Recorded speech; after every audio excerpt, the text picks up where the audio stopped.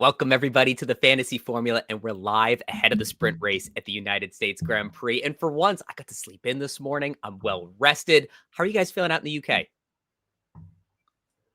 Well, the same, really. I mean, we've been up for hours, Yeah. It's quite nice this late in this part's right. I must admit, the qualifying part gets a bit dodgy in terms of time zones, but this part of the weekend's okay. As these live shows get a little bit later in the day, you can see their locations have changed a little bit. Terry's got a nice zoo background. Zach's got a nice white background. So everybody's on location today. We've got a lot to talk about because the big question for this week is whether or not we're going to play a chip, specifically the extra DRS boost. Zach, you've been talking about this for many weeks because you have that budget. You're in prime position. You've got Verstappen and Piastri locked and loaded. How are you feeling with the last hour before the lineup's locked? Good. I think that's as simple as I can put it, but very good. At the end of the day, especially at my budget, I will say it's different for everyone else's budget, and I will go into that on extra DRSs and when you should and shouldn't use it this weekend. But for the likes of budgets that are like mine, that you can afford to go Verstappen and Piastri with a minimum of McLaren and Mercedes, it's looking good. It's looking very, very nice. Now, usually before the show, we have a little chat about where our lineups are leaning, what chip we're thinking about using, but we're flying mostly blind heading into this weekend. We haven't had that usual powwow of who's using the chip and who isn't. So I think we're going to have some surprises throughout the course of the next hour. I see a lot of our friends loading up in the chat. Hey, Rick, hi, Race Maven, Radio Paddock, Matt McCarthy, welcome. Welcome. Hello. All right, let's get some of the timings up for the two sessions that we had yesterday, starting with free practice 1. And it was an interesting session in that you had the two McLarens right at the top of the grid, as we expected, but sandwiched by Nico Hülkenberg in the middle there at P2. That was our first sign that maybe the Sauber had a little extra pace for the weekend. Great to see Fernando Alonso due for a price increase up there. But it was also our first sign that Ferrari may be off the pace. We had Hamilton down in P8. Charles Leclerc was mostly out of the car in that session, as was Carlos Sainz. So, Terry, as you were watching this, was there anything that started to come into picture for you as you were setting your lineup? Yeah, Ferrari can't lower their ride height, to put it bluntly.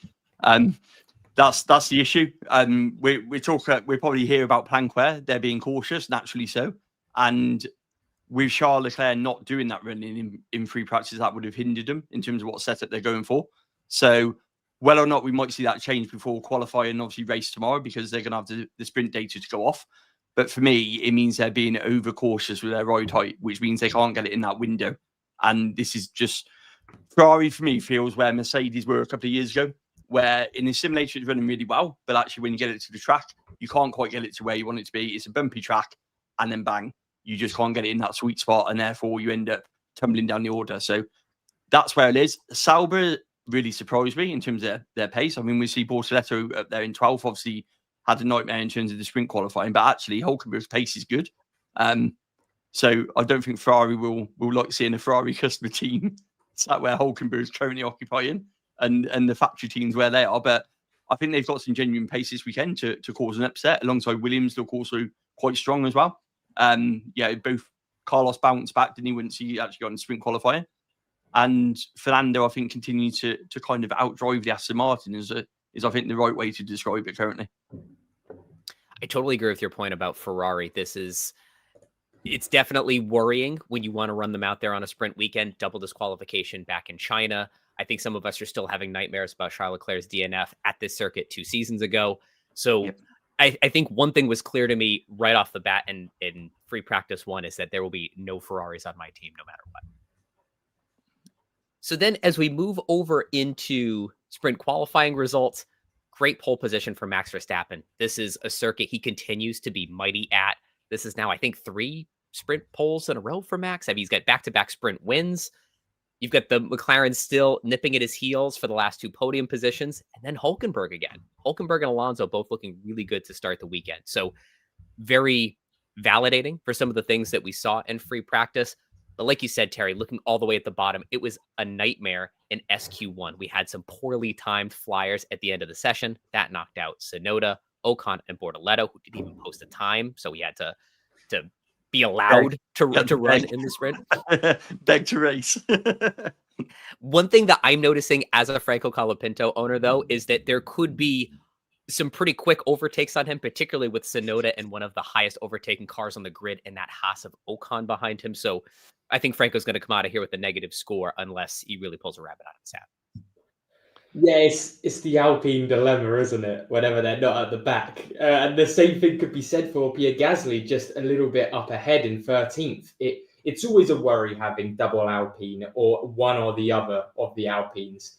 But I think for most of us, it's one of those things where most teams have at least one of those assets. So it's sort of everyone gets dragged down together. I entered this week with 2, and I'm going to do my darndest in the next hour to get it down to just 1. So we'll see. We'll see if I can do that successfully.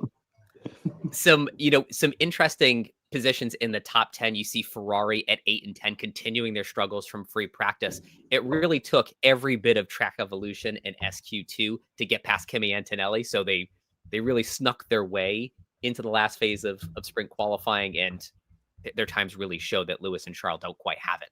In their interviews after sprint qualifying, they asked Leclerc where he lost his time on the lap, and his words were everything, everywhere. Like they're completely lost in that Ferrari right now. Yeah, and I think for me, if you look at the Williams as well, they're going to find it very difficult to get past those Williams. We know that the Williams straight line speed is actually quite strong. So I think where you look at where Kimi is, you look at where Carlos is, you look at the two sort of Ferrari sandwich between that. I don't think it's going to be very easy for him to get in amongst it. Certainly in the sprint race with the limited laps they've got on that one, with not a lot going on in terms of different strategies and things like that. I have to interrupt just for a second to say we have had a super chat come through from Race Maven saying happy birthday, Adam and Terry. Thank you, Race Maven. We shared them within a day. I mean, what are the odds on that? Ironically. So yeah, no, thank you. Appreciate that. And yeah, happy birthday, Adam. And happy birthday to you too, Terry. And as we were chatting, the rest of our members joined in the chat. We've got Rebecca and Vishnu and BZ. Good morning and good afternoon to all of you. It's gonna be a fun hour together because our budgets really span the whole gamut of what we could afford. Zach, you had in light of what we saw in these spring qualifying results, you had hinted on social media Williams as a differential constructor. Tell us a little bit about how Williams could play and what it would enable teams to do. Williams is an exciting approach just because of how Ferrari don't look good. Mercedes don't look anywhere particular as well. It looks all a little bit muddled up. And if Williams can keep just getting both their drivers in the top 10, that would be enough to where we could push over to having Williams, where for a lot of people, around the 125, 126-ish million mark, it then allows you to bring in Verstappen and Piastri, allowing for the extra DRS. Now, I will mention, is it as safe and secure as the extra DRS with McLaren and Mercedes? No, but it does mean that you can use it. And I know using it in Qatar isn't people's favorites because it's the final option. You have to use it no matter what happens. So it is a good weekend to do it. And I do think, even still, without the extra DRS, it's definitely a differential team to look at, just because even with Williams to Merck, I think the points will be close enough to where Piastri and Verstappen, as your two 80-year drivers, might just pull through enough to make it worthwhile. I think we're going to see, just judging by some of the lineups that have come in so far, a lot of spread in what we're thinking. And Terry gave us a little sneak peek at one of the teams he's looking at, and let's just say he's going to come through as the wild card of the team in the next hour. Absolutely. I would say it's constrained by budget. Going back to Zach's point, though, I do feel there's some what I wanted to do and then what I could afford to do was so difficult. And again, just that frustration of being right on the cusp of doing the exact move I wanted to is just really frustrated, as I'm sure we all find on most weekends. So it was one of those where, again, I've had to compromise. Am I happy with it? No. If it pays out, it'd be a master stroke. Fantastic. Now we're almost at 10 minutes past the hour, and I haven't asked you to start liking, subscribing, sending in your lineup submission. So please be sure to do all of that. Subscribing is extra important today because we're just 16 subscribers shy of 16K for the year. That's over 4 times what we had this time last year. So this community continues to be the very best in Formula One. So thank you all very much. On the subject of budgets, I prepared a couple of teams here where if you're close to getting there, if your budgets are just shy of these teams, perhaps you wait on extra DRS, bank a little bit more budget, and then deploy it later in Qatar, like Zach says. Now, because our screen is cut off by some of us, I'm going to go left to right a little bit. The cheapest team is the entry level 4A build with Piastri, Russell, McLaren, and Mercedes at 127 million. So if you're sitting at 126.5 million, maybe give it a few extra weeks and then get into that 4A build. Or you could consider a Williams build, like Zach said earlier. Moving up to the next level, this is the danger zone that I'm in right now. McLaren, Mercedes, Verstappen, Piastri. The cheapest team here is 132.8 million. I'm at 131.9. So I think if I get the likes of Sainz and Alonso, a couple of good budget gains, I could be there as early as Mexico, but I'm not there this week. And then, of course, there's the granddaddy of them all for now, which is triple McLaren, all the way up at 134.8. So if you're just shy of some of these budgets, I'd say no more than $1 million, $1.5 million. You could lean into cost cap gaining for just one more week, and then you'll have the final 5 races to enjoy these even better builds. Yeah, especially with the lowest build as well. I didn't actually mention this when I was talking about the Williams teams, but it's actually really important to consider when we're looking at teams like this, because a team like that is very good. Like we've mentioned, it's got holding assets for the budget. Russell looks good for increasing in budget. It's fine like that. But then you look at the Williams teams, just be careful on how you get to that team and how you get back from that team, because there's a lot of flip-flopping where you might come into Mexico and Williams are absolutely useless and you need to get rid of them. So make sure if you do go towards these teams where you want to use extra DRS and you end up using Williams, if it costs, it just double check that it doesn't cost like a -10 or -20 to get back to your original teams for Mexico, because then all of a sudden you're taking a big chunk of your extra DRS points off. So just be very careful with that. And this speaks to Vishnu's question in the chat. Is it really better to roll a transfer going forward? If you think you're going to be in a position where you have to make more moves than you have free transfers, then it does. I took a -10 last time out in Singapore. I might be taking a -10 this weekend to get into my preferred team. So I would much rather have rolled a transfer. But also think about what you'd be giving up by holding on to that extra transfer too. Yeah, it really depends holding that transfer on, first of all, the budget that you're looking at. Are you looking at heading over to a 4A build anytime soon? Realistically, if that was the case, you'd probably want to have another transfer available to be used. Let's say you're pretty dead set on your team, you don't need a lot of changes, then it doesn't matter how many transfers you have heading into Mexico or whatnot. So it all depends on what stages we are in our teams. But it does give that flexibility. Like I mentioned, actually heading into my team with what I'm thinking right now, potentially is free transfers heading into Mexico. And that would mean I would have enough to change all 3 B-tier drivers in case anything bad happens. It's just that safety net of, do we have a DNF? Can we get out of those decreases in budget? It's the beauty of having extra budget. Zach's been able to carry transfers and smoothly move in and out of good teams. Terry and I have had to really reshuffle week to week with our lower budgets just to try to keep pace with them. So that budget advantage for Zach is really starting to take its effect now. I see our friend Leapsfrog in the chat. If anybody doesn't know Andrew, he won the Global League last year. Last year, he'll be going to Vegas to enjoy his prize. So I'm excited to see how that goes for you, Andrew. All right. One other thing I want to cover off here, just betting lines for the week. It looks like Vegas is pretty happy with what we saw in sprint qualifying. They think Verstappen, once again, has a shot to win this race with the 2 McLarens right behind.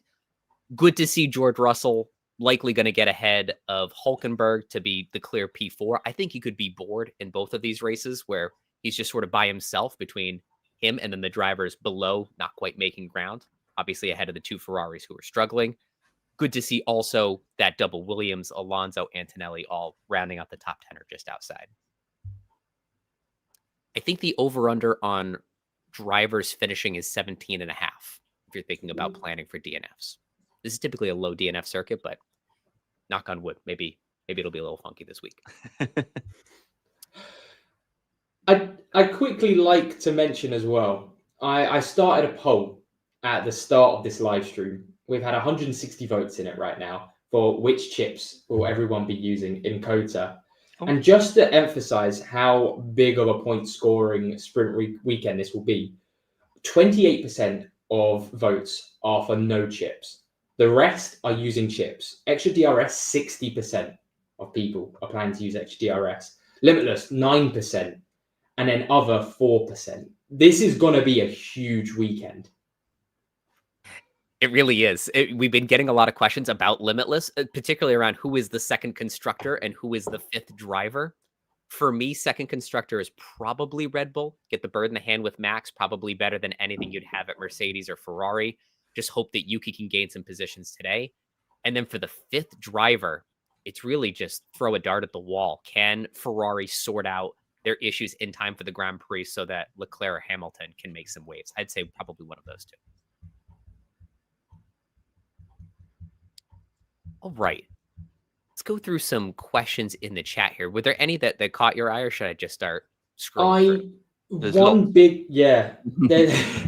one big one I've seen people come up with the same variation, which is making me interested, where it's, what do you go for, Piastri and Colapinto / Gasly, or Russell and Alonso? Because apparently the Sims are saying Russell Alonso is better, which is very surprising to me. I get Alonso will be covering those points, but I still think even if the Sims are saying one way, I think extra DRS wise, I think Piastri covers up Russell's points if he's 2 times. But if he's not 2 times and you're just using a normal team, not using extra DRS, probably Russell Alonso, because then you also get the budget gains as well. I would say, too, it also depends. Looking at some of those lineups I shared earlier, are you close enough to getting them where you should have Fernando Alonso on your team just to get you over that line? You're holding the chip. You need a little bit extra budget. Then I think it's okay. You can see here, Russell's up at the top 27.5. Alonso down here at 9.3. So they're calling it 36 points. So it's Piastri up here at 33.5, and then someone down here 3 or less. So it looks like it's very close to being a wash. It's not like one side is so obviously better than the other.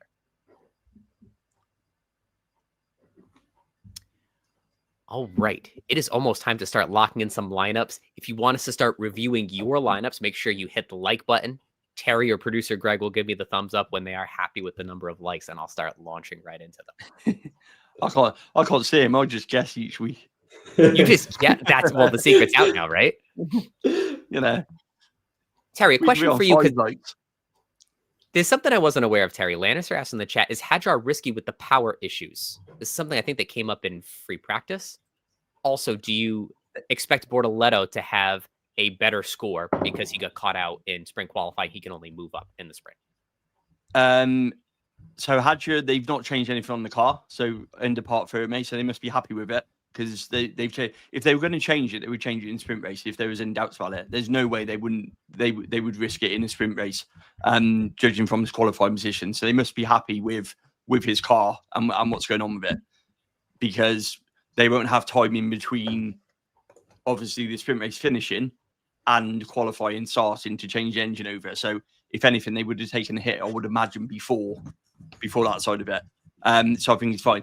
As for Bortoleto, I'm not expecting to gain places because I still think it'd be difficult for the back end to actually make places of any meaningful sort of in the sprint race. I think they will use it as an extra free practice. I think if you're outside the top 10, you are literally going to be data gathering what tyre wear's doing, what your plank wear's doing, all of those things, because you're not going to be getting any points. So I think it's almost like a run plan and just keep it clean for qualifying, make sure your car's not damaged, and just data, which is where I feel the sprints are becoming a little bit of a procession, because there's not enough incentive for the teams lower down to try and go for it with the points on offer.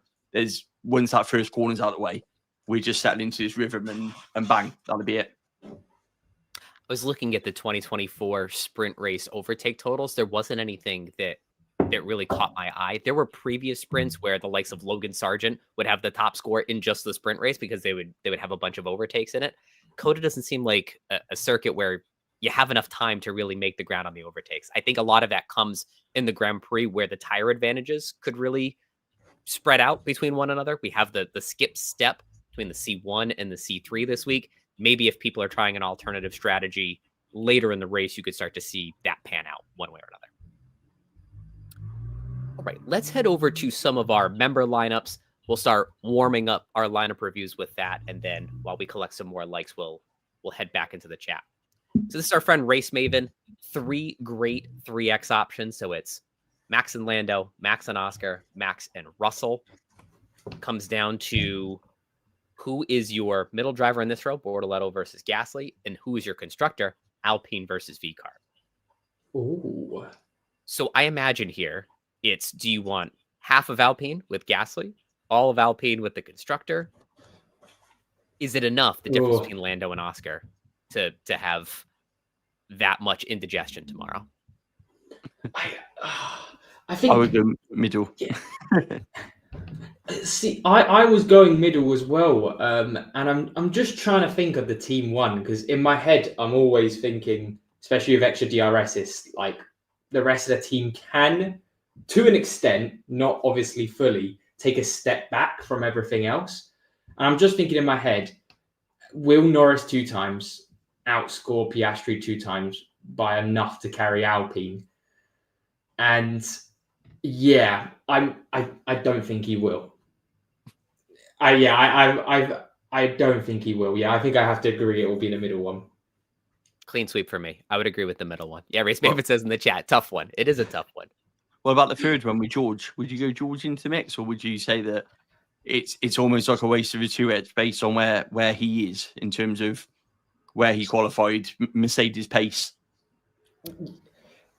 I'm not seeing enough. I'm not seeing enough to suggest he's going to be challenging, if I'm honest. I feel that top 3 is probably most likely going to be a similar story in qualifying in the race tomorrow. So I think Mercedes are going to have to do something to get into there. And I'm not sure I'm seeing enough or hearing enough to make me think that Mr. Invisible is going to pop up at the podium. Famous last words. Well, this is a question that's come up a lot in the chat. I just saw it a minute ago from Austin. What is this the best weekend for the 3X chip? It depends on who your 2 drivers are for the 3X and the 2X. My opinion here, and you might see this carry out once we get to my team, is I probably draw a line somewhere around here, where if you can afford Max and a McLaren, it's more obvious to me that you should. If you have Max and Russell and you're close to affording a McLaren with Max, maybe wait. Yeah, you're really pushing it with Verstappen and Russell. That is as low as you can go with the extra DRS this weekend. But even still, I think if you're pushing it there, you may as well just wait till potentially a Brazil. I don't think it will be Brazil, but more of a Qatar. For me, it's as simple as any of the top 3, Verstappen, Norris, Piastri. If you've got any 3 of those that can be used, then extra DRS is very usable for you this weekend. Any of those 3 with Russell, you're pushing it, but it's still okay, bar from Piastri. If you're doing extra DRS with Piastri and Russell, or you have Piastri and Russell in your team, take a step back, get that budget up a little bit more, and then use it. And realistically, what are the races you look at? So you're looking at probably another 2 sprint races, aren't you? So Qatar and Brazil are probably your other options for a 3 times chip, isn't it? So you've still got 2 more bites. I suppose Brazil's the big question mark with whether and how it plays out, to be honest, in terms of what that looks like. Qatar is probably easier to predict, I would say, in terms of once we've seen pre-practice and the sprint qualifying. It's not a massively high DNF track, is it, in that sense? So that's probably still a safer one if you're in that Max and George one. I'll probably say you might even still be worth holding off until then, if that's where you're going with it currently. I will say the only drawback from not using it this weekend, of course, we can't take into account DNS, because if that happens, that is just unlucky. Yeah. But I don't know if in Qatar we're going to get the same situation of, we're actually in a position where it'd be better if we had, ideally, if you could afford both McLarens, just McLaren absolutely outperforming everyone, so you had an easy 2 options. But having 3 easy options there, where they're a lot quicker than the rest of the field from what it looks like, it's easy to use the extra DRS chip. You're like, okay, cool. 2 of those 3 sounds good. We could come to Qatar. There could be Russell in the mix. There could be Leclerc in the mix. And all of a sudden, you've got to pick between 4 or 5 drivers, and it gets a bit messy. So that's also the other issue if you can't use it this weekend. I think you'll see us rolling out our lineups shortly, and you'll see exactly where our our cards fall on this. It will be worth the wait, I promise. So here's Rebecca. She's got a very similar cost cap situation to Zach. First team, 2 free transfers. Second team is 1 free transfer. So something to consider as we weigh these two. I think it ultimately comes down to these Max and Oscar teams are probably better than a Max and George team. Is Alonso worth burning that extra free transfer so that you can get the cost cap games over Gabby? I would say probably no at 136.3. Yeah. You're close even to the triple McLaren without putting too much behind it, just with Carlos Sainz and potentially Gasly getting a rise this week too. So I'm thinking option 2 here and carry that free transfer. Yeah, I would. I don't think Alonso's worth going too much into it. That's going to disagree. Zach, you're the resident big budget guy. What do you think? I that's what I was going to say. I might have to put my oar in there and actually disagree. You're I'm allowed trying to. Yeah, I'm trying to think. Team 1, Team 2. It literally does come down to just Alonso versus Bortoletto, and I don't know. I know Alonso. We actually talked about this. Alonso's DNFs here, not ideal, but if they both end up finishing both the sprint and the race, I'd predict Alonso to get more points. And I don't know. I'm in my head. I'm thinking it'd be great to have those free transfers, but how much would the team actually change heading into Mexico? Because if it does go the way I think it's going, we're probably keeping Sainz and Alonso again. So you probably stick with a very similar team heading into Mexico. And then do you actually need that free transfer? And then it goes back to, well, okay, then those 5 extra points that Alonso might get, just useful.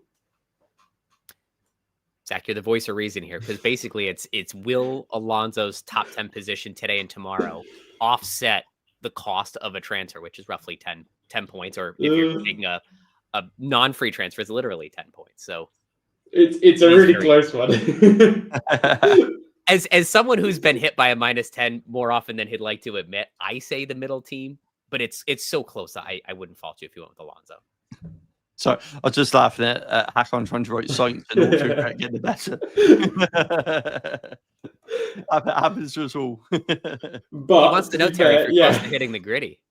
Are you going to hit if Terry gets in the top 1,000, I think we should have a live stream where Terry does hit the gritty live on stream. We have to do it on a show. I haven't been practicing. As per always, like with these schedule posts, the reason you don't see schedule posts from me is because I'm indecisive and don't make my mind up. So I can't schedule the post because I normally come onto this show not actually knowing what I'm going to pick, which makes it very difficult. Hence why you see me tapping away sometimes posting my lineup, because it's normally the indecisiveness in me kicking in. Samuel says in the chat, wildcard this weekend. That's my nickname for Terry. But if you mean wildcard shit for this weekend, I would say with only 5 races after COTA, if you're taking even a -10, let's cancel that out with the wildcard. And particularly if you're trying to get into one of these teams with a tier B constructor like this Williams differential that Zach mentioned earlier, and you're trying to get out of it, I would run it this week, hold the wild card for next week, and then use that to under your team back into a traditional build. Yeah, it just comes back to that whole, it's so individual chips wise, because on the surface of it, wildcard this weekend, not too shabby. But then you've also got to remember we've got 3 sprints to go. Have you used Limitless? Have you used extra DRS? Have you used autopilot? All of these chips are more worthwhile on sprint race weekends. So just keep that in mind. I've just seen the next comment where you still have Limitless left. And that's where it comes back to what I was just talking about. I think it'd actually be more useful using that Limitless now. You missed Rick off, didn't you? I missed Rick. I'm sorry. Yeah, I was too busy looking at it before the show that I opened the tab and it moved to the second one. So let's go over Rick's team. So we're between Piastri, Verstappen, Russell, and Verstappen, Antonelli. And then it's a matter of what is that second constructor when you get there. So it looks like no extra DRS boost on the table here. Just trying to figure out the top 2 driver pairings, and then what is that gap between the likes of VCarb and Williams and Mercedes? I recognise Team 1 as a familiar sight going into this week. Interesting. It was my exact team going into this week, I believe. I think Carlos might have been the only difference on mine, but I recognise that one very much so. You've lost it now. Look, everyone, Adam's gone to pot. See, this is what happens. See, we'll just take a moment, drink coffee, hit the like button, or subscribe. Whilst Adam finds everybody's lineup, you know. That's what I'm here for. Now, we look through here, I think the big jump is from the likes of Piastri and Russell down to Antonelli. This is where you could be down 15, 20 points. And so then, is that the difference between Williams and Mercedes? Williams and Mercedes is about 24. How big was the budget again on the team? Let's take a look. 124. Mm-hmm. My only caveat to the last one is Kimi got caught out in the sprint qualifying. So will we see a better pace in the race qualifying? Is where okay, I'm not expecting Kimi to make up a lot of places in the sprint race. I think it is where he is, like we said, but actually, will that be enough with where we're seeing George to get Kimi to a point where actually during qualifying in the race, we see a very different option with Kimi back into play? Something my eyes just snapped into, though, no McLaren on the third team. So it is a matter of both constructors. I'm not sure I trust Yuki enough. I think purely for as well getting a little bit more budget on there, because I talk about this all the time, the budget cut off, when you just stop talking about it, when you just don't have enough to play with the big teams anymore. And I think 124 is still that side of you could get a little bit of use out of it if you just keep pushing a little bit more. And that's what sways me over to Team 2, because I also think on a normal team, I think there's not a big enough points difference. I think even Team 2 could outscore Team 1, and you're also getting the budget upsides. I like the second one for that budget. We've got London and Sites in there who are looking pretty good for a budget game. Williams look quite strong, to be fair, going back to what Zach was saying. And George has that consistency, even if he might not get a podium.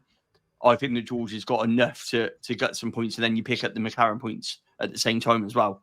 So I definitely prefer 2 over 3.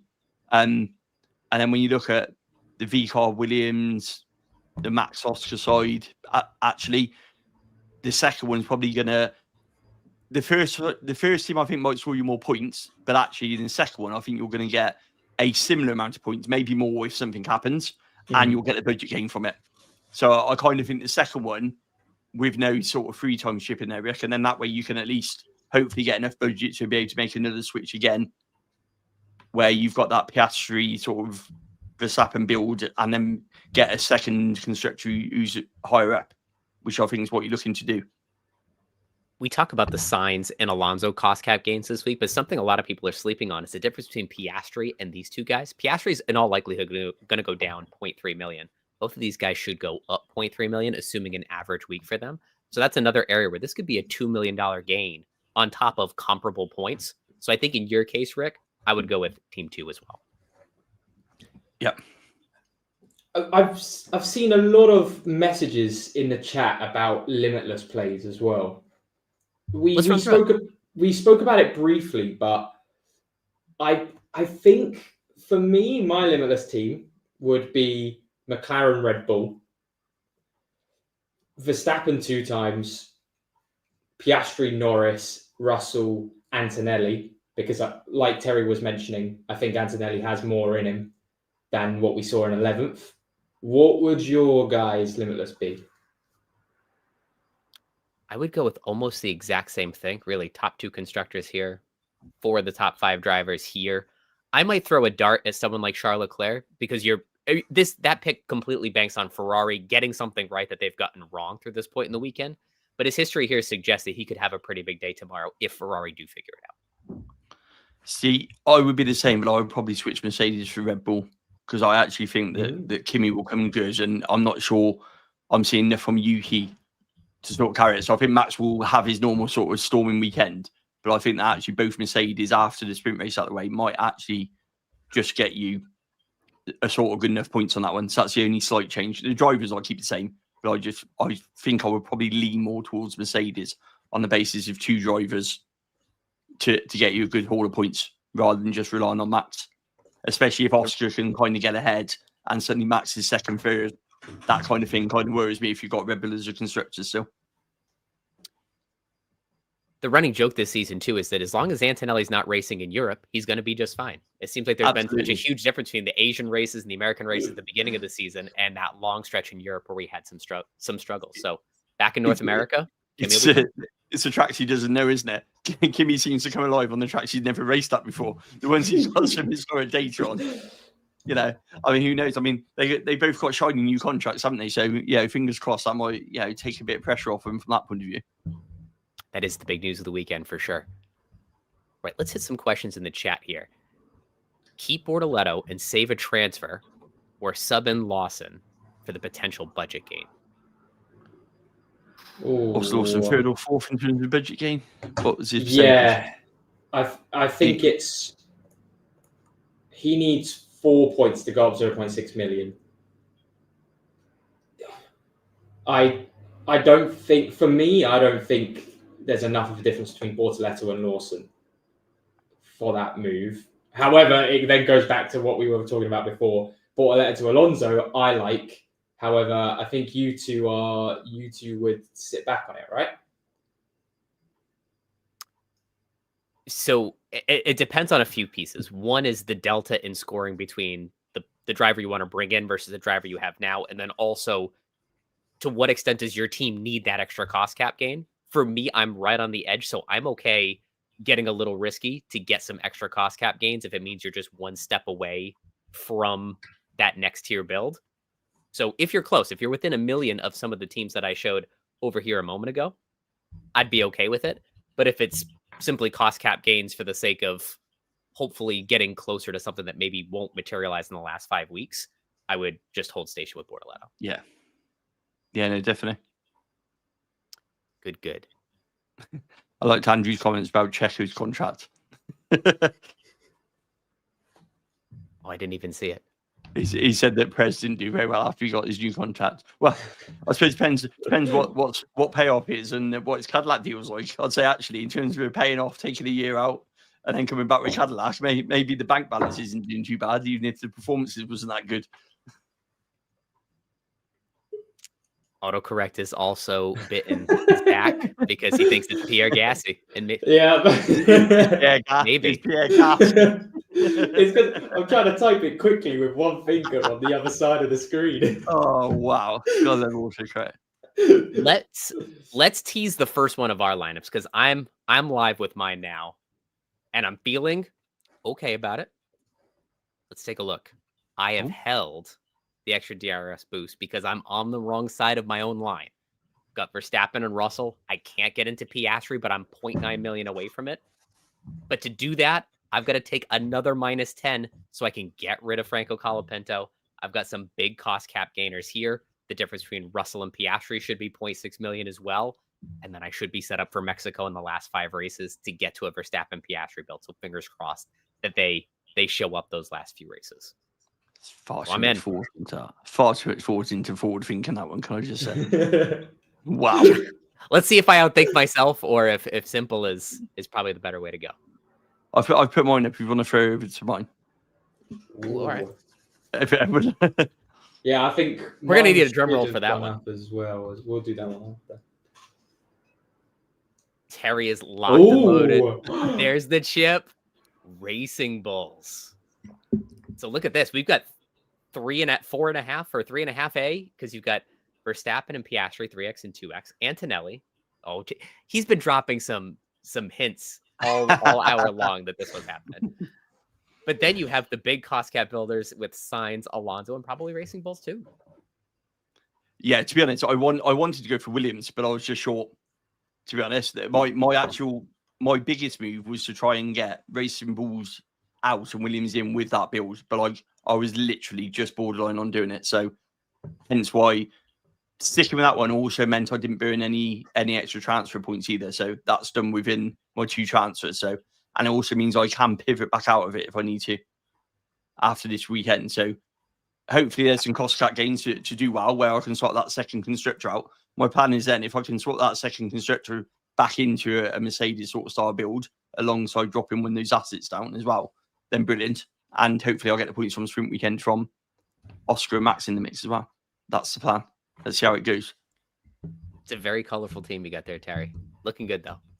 Well, you know, as I said earlier, I got stung by Oscar and Baku. So do you know what? I've thrown the Sims in the bin, and we're wild carding it for the rest of the season now. The one-man wild card. That's it. That's it. It's done now. It's done now. I played with the Sims far too much. That's it. Gone. Gone. Fantastic. All right. William wants to know in the chat, is it worth -10 to get to Zach's team? Well, we don't even know what Zach's team is yet. I should mention mine scheduled up. Did you post it? All right, let's put it in context there. All right, so is it worth a -10 to get from this beautiful thing right here with the 3x active? It's an annoying answer, but it depends what you're coming from. Like if it's -10s because you're moving about the B tier drivers and they don't need moving about, probably a no. But if it's a big one, like you don't have Verstappen in the team already, then a big yes from me. Yeah, or if you need to make that move for Mercedes in, for example, you know. And this is all, and this goes to another question in the chat. Alonso worth a -10? Also depends. If you've got Zach and his big wallet, no. If you've got me and you're 0.9 million away from having a team just like this, let's hope it is. Yeah, I'm very excited about this team. It is the dream team at the minute. I couldn't have asked for much more. Colapinto, I'm not too happy about obviously keeping, and for everyone there, I do prefer Gasly over Colapinto. It's just I just don't see the need to make a transfer from one or the other. It's not worth it. And I have actually mentioned about not really needing that extra transfer heading into Mexico because me and Rebecca are very similar teams. It's just sort of happened that I only needed to make one change with this team, which was Bortoleto to Alonso, which also answers one of the other questions we've been having in the chat. So we're getting all of the questions answered, which means I have free transfers, so I can change anything that goes wrong in Mexico. Ferrari come back. I can change Verstappen, Mercedes back to Ferrari, Russell, whatever I need there, Ferrari, Leclerc. Or I could change Sainz, Colapinto, Alonso if one of them has a DNF and we need a full revamp of the B tier drivers. So, yeah, I've just got to really hope there's no DNFs. Please, no DNFs. Some really good lineups coming in the chat. Do you think a team of Norris, Verstappen, Sainz, Gasly, Bortoleto, McLaren, Williams is good? For me, that's the only place where I would go with Williams is if you can get to Verstappen and Norris. I'm very good with Williams. Yeah, I would say if you could that's worth a go on it. I think Williams would be consistent in terms of the points, so definitely. Ooh, Zach, Joe wants to know your team, double Alpine and a -10.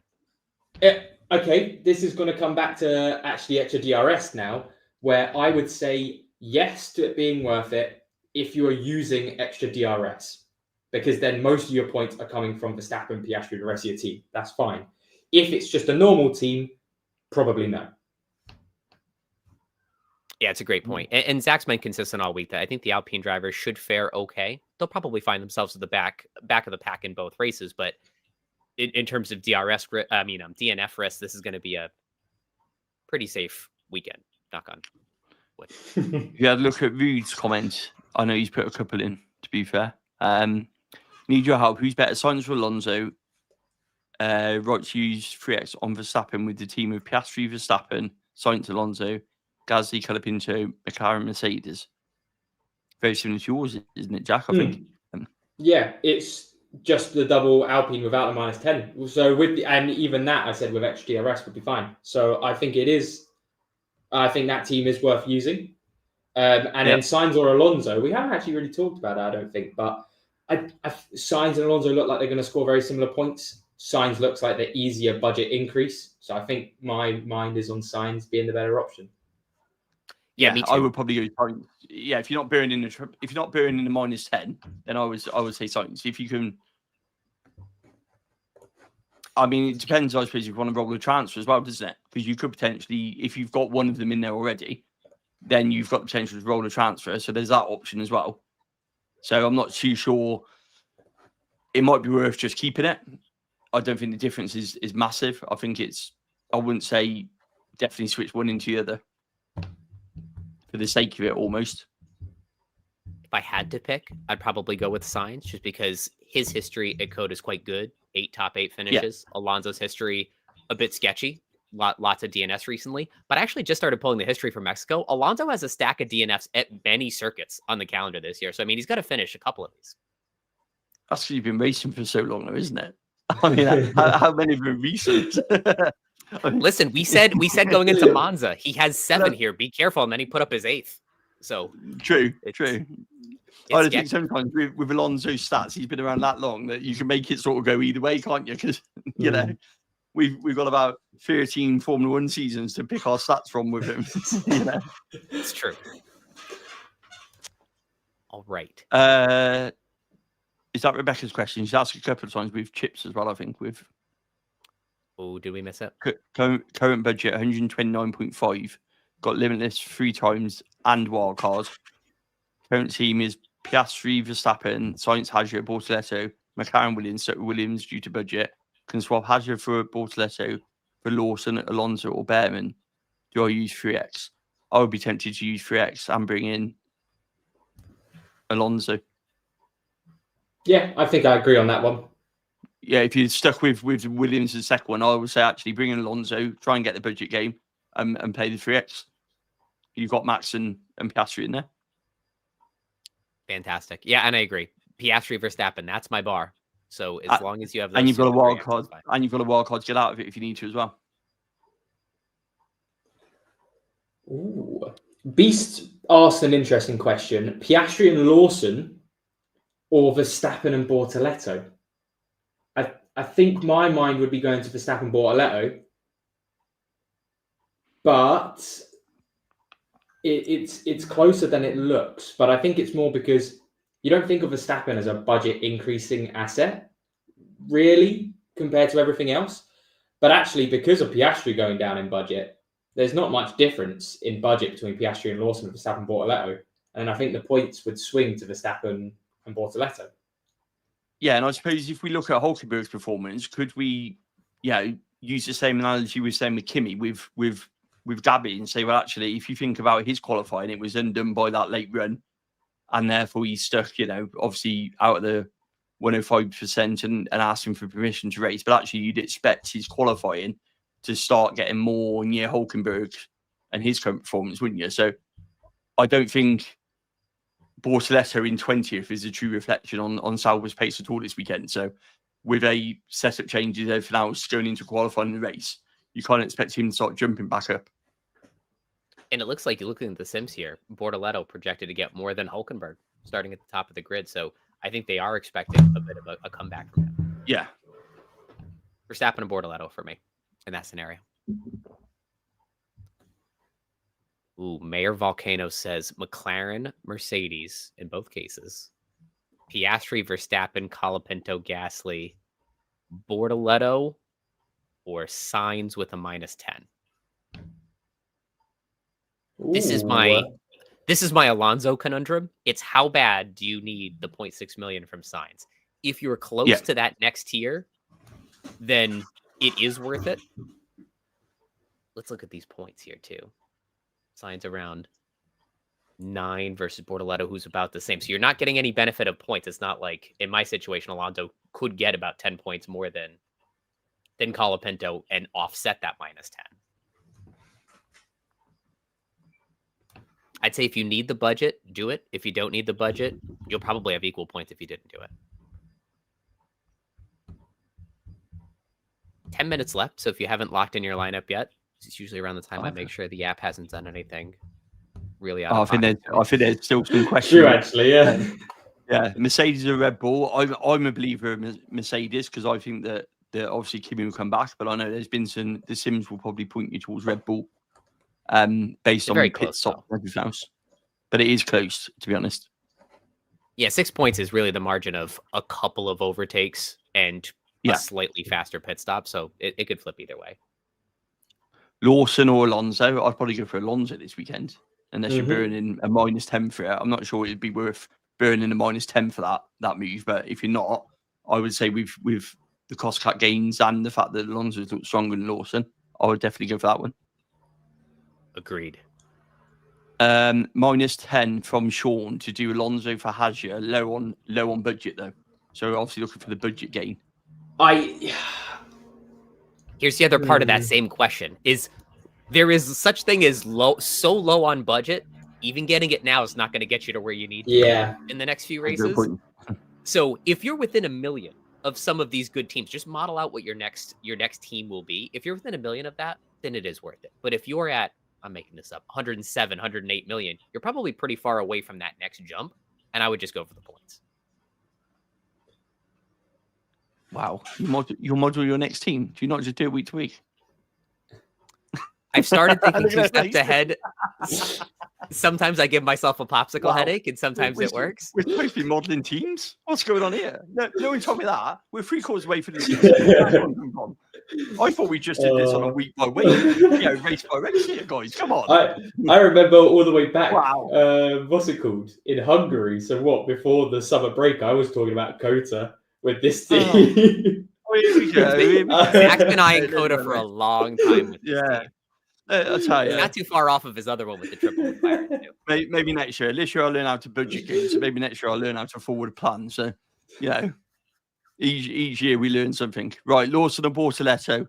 I've been kind of go Bortoletto. I think it's more pace than Sauber, just for the size of it. 4A with Piastri, Russell, McLaren, Mercedes, but B tiers are 2 Alpines and Sainz with a wild card. Yeah, that's fine. I'm fine with that. That'd be fine. I think you'd be okay with that. Yeah. Agreed. It's a low DNF track. We say that you watch the Alpines blow up going at that hill. But in theory, they should be okay. Big runoff areas. If anything, you can get out of trouble easy on this track. I want to go to the question in the chat. Do you build budget at 133.5 or make the switch to Verstappen Piastri? This goes back to my point earlier. You are a little over $1 million away from triple McLaren. Do you have the patience for it? Do you think McLaren will consistently be 1-2, or do you make that move now and sort it out later? See, I think it's. Do we think it's that? not? Yeah. Here's a question.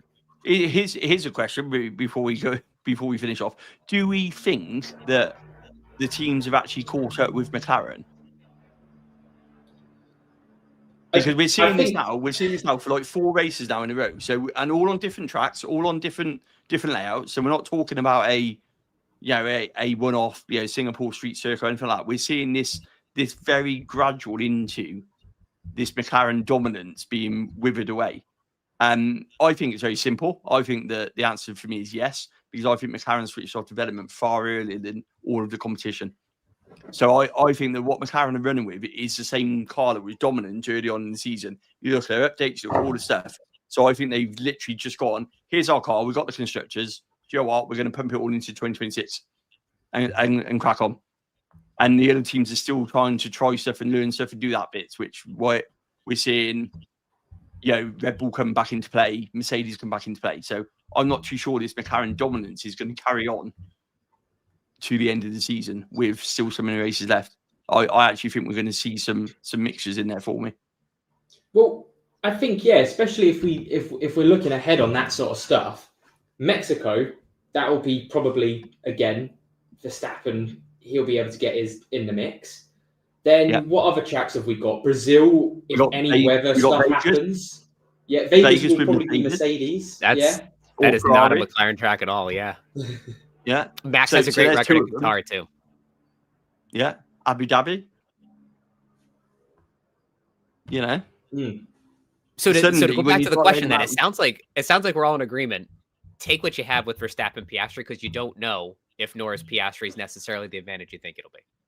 Yeah. And I think Max has proven that Red Bull is firmly in the mix now over a variety of tracks, whichever way you look at it. And I keep saying this, that Max is a differential driver. So for me, as long as he's got a car that can get him in the mix, he will then give you that extra 5-10% and put you in the mix. And I think that's what we're seeing here. We're seeing the Verstappen factor come into play of a driver who, once he's got a car that he can wring that little bit more out of it, he will. And whilst he's still in the hunt for the championship, even if it's an outside bet, he will keep going and keep going and keep going until it's mathematically impossible. And then probably still keep going for the fun of it because he just wants to win, because that's his mentality. All right. Any other questions in the chat? We got 5 minutes left. I want to make sure everybody's lineups are locked and that you're feeling good for this week. Silver Penguin wants to know, Zach, if you couldn't afford Alonso, would you have kept Bortoletto this week or gone to Lawson? I probably would have gone to Lawson, honestly, because my plan is I don't think Lawson and Bortoletto, there's enough of a points difference between the two by the end of it. And basically my plan for the end of the season now is getting into these builds with Piastri Verstappen and not having to use any Alpine option. That's the plan. So I probably would have gone over to Lawson. And that's another flavor of it depends on that same question. We've been talking about Bortoletto versus Lawson all race, but it's, are you carrying a transfer? Do you need the budget? It's very nuanced. This is the issue with F1 Fantasy when we get this far into the season. There's about a 40 million swing in difference between some teams. That's what makes Australia so fun. We're all on the same budget. We're all thinking the exact same thing. Got a few more minutes left. There's any questions we didn't answer? I was just reading John Alkin's statement on Fred Vasseur. Is that like one of those statements where he's going to get fired there because he's put a statement back at him? Oh no, is it something funny? He's done the whole. We've got full confidence in Fred Vasseur, which probably means that means he's gone soon. Isn't that what that means? That's what I mean. Brilliant. Thank you. But that's gonna do wonders for the rumors, John. Honestly. Oh my goodness! Wow. Verstappen, Alonso, Bortoletto, or Verstappen, Hulk, Gasly with a -10. Not worth the -10 worth for it. me. Yeah, not worth it for me. It's -10 for B-tier drivers. Yeah. I wouldn't burn a trade for Lando to Oscar either. I think there's very much a muchness between those two this weekend. All looks good there. Race Maven, good luck. I think we all have very different teams this week. Just looking through some of the other creators, the other top players in the game, a lot of spread in what people are running this week. So it's going to be very, very toes crossed. Everybody finishes this race about where we think they will, and we'll live to see another day. Knowing what F1 Fantasy's like, though, we'll have a DNF, and then it's going to completely swing everyone in the sprint race, so that everyone's like just happy for the weekend, just like brilliant. Who scores more, Bortoletto or Lawson? The question of the hour. I honestly don't know. I think Bortoletto might come qualifying in the race itself. It'd be close between the two, though, wouldn't it? That's the gist of it, though. Yeah. I can't see one or the other being. I wouldn't sit here and say there's a definitive one over the other, and I think that's the problem. Oh, Hakon's trying to get on the screen. You have to send a picture. We can pop you on the screen. We can green screen you in. That's the help. Oh my goodness! Can you imagine the scenes? You and Hakon in the each week we can green screen somebody in. We are 4 subs away from 16,000, so our call for help was effective.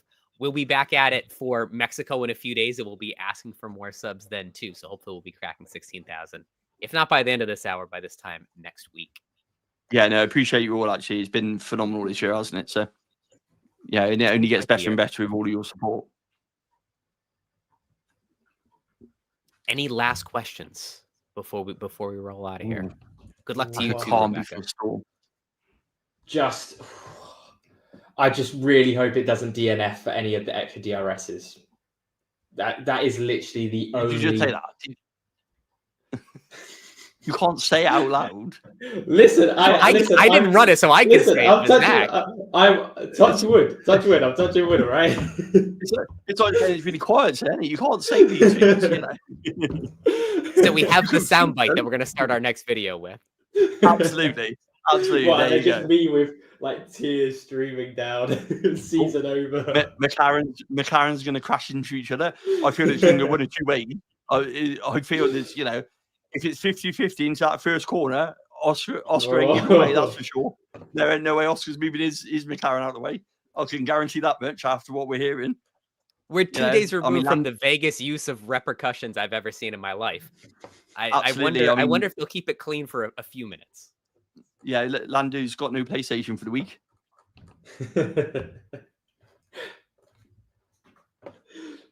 All right. So we're at the top of the hour. Thank you all so much for watching. Like I mentioned, we'll be back for Mexico, both for our preview show and here for the live show. So we look forward to seeing you all then. Take care. See you later.